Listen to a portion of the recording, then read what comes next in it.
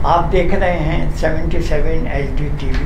मैं हूं आपका मेज़बान राशिद लतीफ़। आज हम अपने सैयदानी साहब से प्रोग्राम टू दी पॉइंट में मालूम करेंगे कि कराची में बढ़ती हुई महंगाई और कराची के बल्दियाती मसाइल के सिलसिले में, क्योंकि बल्दियाती इलेक्शन तो हो चुके हैं मगर अभी तक ये तय नहीं हो पा रहा है किसके पास कितनी सीटें हैं। पीपल्स पार्टी कह रही है हम अक्सरियत में हैं, जमात इस्लामी कह रही है हम अक्सरियत में हैं। अभी इसका कोई फ़ैसला हो नहीं पा रहा है, जिस वजह से कराची के मसाइल और गंभीर होते जा रहे हैं। अभी इस मसाइल को किस तरह से हल किया जाएगा या कैसे हल होना है, इस सिलसिले में हम बात करेंगे सीनियर साफ़ी जनाब सैयदानी साहब से। सैयदानी साहब आप बताइए हमें कि ये मसला कैसे हल होगा कराची का। देखिए, इस वक्त कराची का मसला इस लिहाज से, कराची बिल्कुल ही एक पाकिस्तान में अपनी नौइयत का एक बिल्कुल ऐसा शहर है कि यहाँ पर सबसे ज़्यादा पढ़े लिखे लोग भी हैं।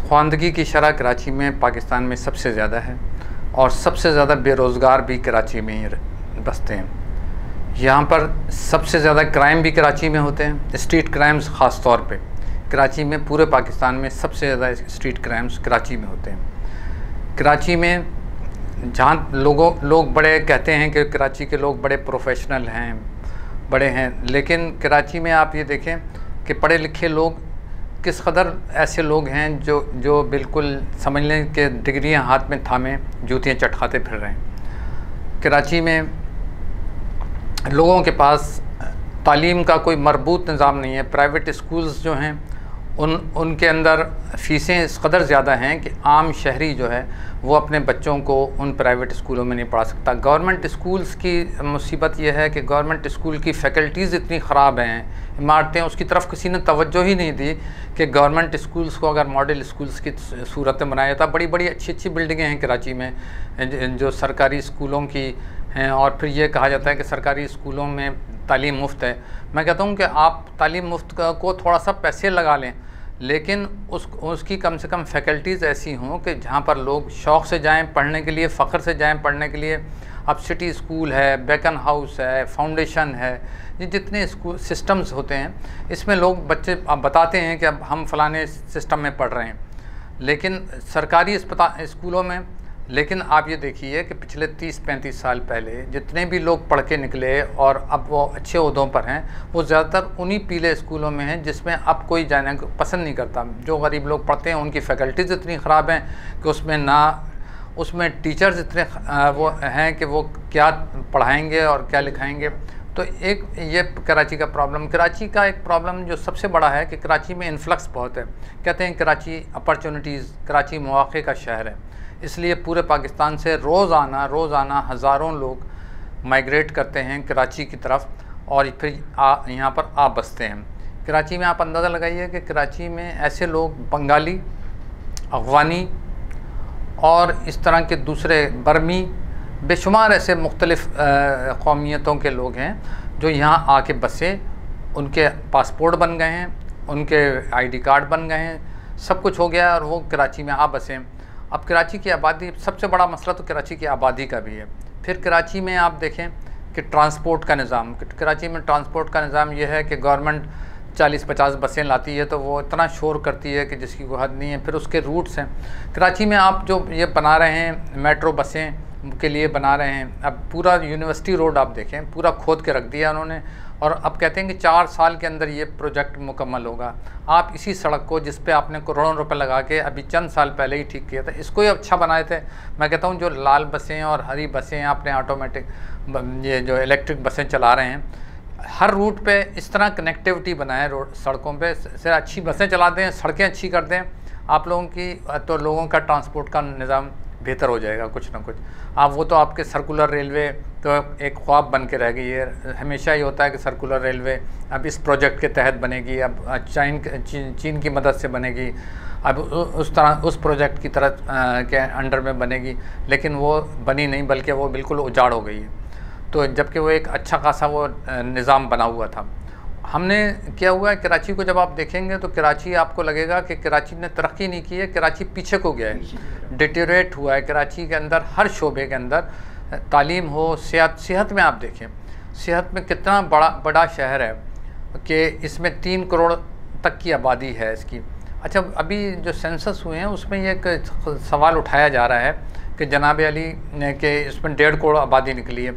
उस पर मैंने चीफ मिनिस्टर साहब से पूछा था एक दफ़ा कि ये क्यों ऐसा हुआ है, तो उन्होंने उसमें एक मेरा ख्याल में एक वजह ये भी है कि कराची में जो दूसरे इलाक़ों के लोग आए हैं, ख़ास तौर पे जनूबी पंजाब के लोग बहुत बड़ी तादाद में कराची में आए हैं और मुसलसल आ रहे हैं। इसी तरह से सरहद के लोग हैं। अब सरहद में सूरत हाल ये है कि पेशावर की आबादी से ज़्यादा कराची में पठान रहते हैं। मैं उसकी कोई लसानी बात नहीं कर रहा, मैं आपको ये बता रहा हूँ कि कराची में क्योंकि उनके लिए अपॉर्चुनिटीज़ हैं, मौक़े हैं, तो ज़ाहिर है वो ऑटोमेटिक है कि अर्बनाइजेशन होती है। इस तरह लाहौर की आबादी बढ़ी है इस तरह, और लेकिन कराची की आबादी ख़ास अंदाज में इस तरह बढ़ी कि या तो आप उसके साथ सहूलतें भी फराहम करते जाते हैं। अब कराची में आबादियों का इतना दबाव है कि आपका पूरा का पूरा ड्रेनेज का निज़ाम तबाह बर्बाद हो गया है। आप जहाँ देखें सड़कों पे पानी बिखरा हुआ है, गटर के पानी उबल रहे हैं। पानी लोगों के पास बहुत बड़ी तादाद में, कराची में 40% लोग ऐसे हैं जिनको नलके का पानी मुयस्सर नहीं है।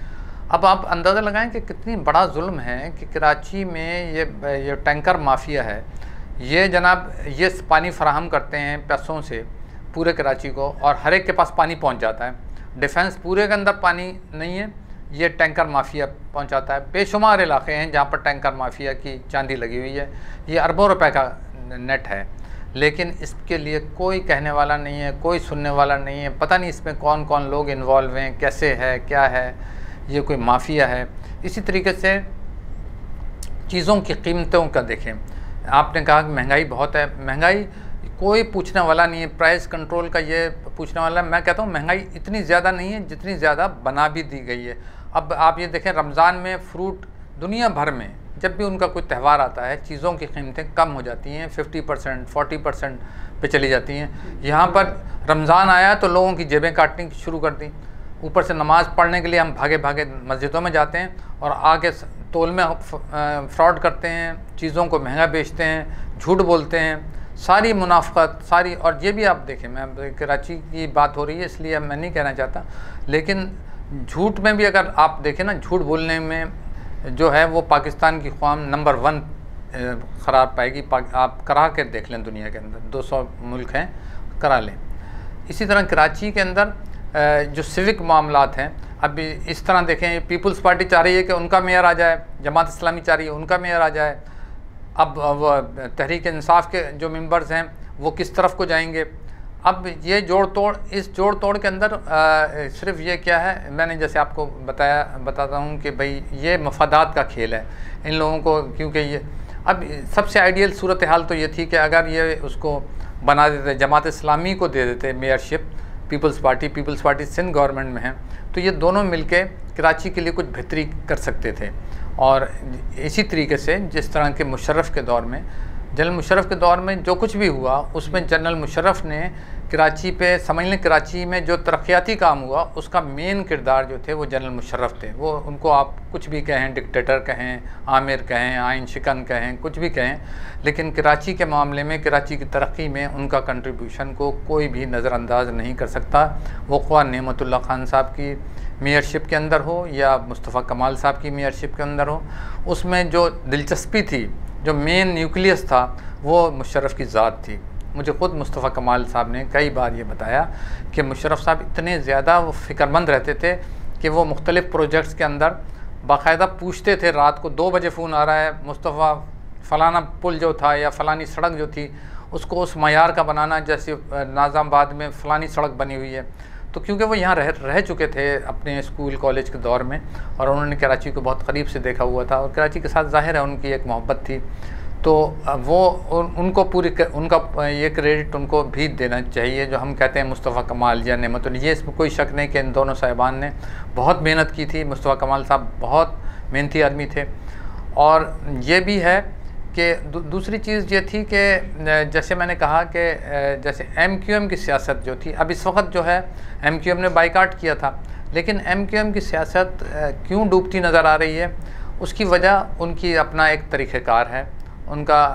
वो जो अगर चाहते तो ज़ाहिर है कि जिस वक्त ये लोग आए थे तो लोगों ने पूरे पाकिस्तान में इनको अप्रिशिएट किया था। एक मिडिल क्लास की तबका ऊपर आया है और उसमें जनाब छोटे छोटे लोगों को MNA और MPA बनाया गया।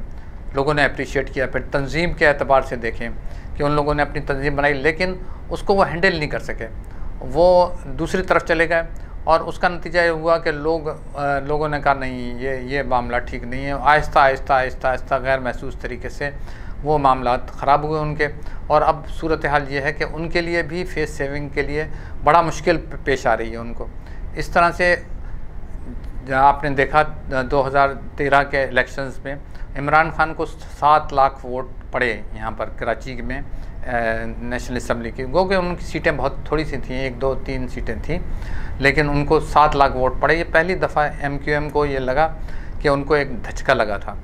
तो ये एक तरह से इमरान खान पे उनका एतमाद नहीं था, ये उनको समझना चाहिए था। मेरा ख्याल समझा भी है MQM ने कि ये उनके ख़िलाफ़ नो कॉन्फिडेंस था लोगों का कि इतनी बड़ी तादाद में उन्होंने PTI को वोट दिया था। वो इमरान खान की मोहब्बत पे नहीं थी, जिसको कहते हैं ना हुब्ब अली में नहीं बुग़्ज़ माविया में वोट दिया था। तो ये अब MQM दोबारा रिवाइव करना चाहते हैं। तो मैं ये कहता हूँ कि रिवाइव करने के लिए आपको कारकर्दगी दिखानी पड़ेगी। आपको लोगों को यकीन दिलाना पड़ेगा कि आप जो कुछ कह रहे हैं वो सच कह रहे हैं। अगर आप लोगों ने बेअमली का मुजाहरा किया, जिस तरह हमारी कौमी सियासत में बेअमली चल रही है, इसी तरह हमारी इसमें, तो अब इनके लिए बेहतर तरीका यही है।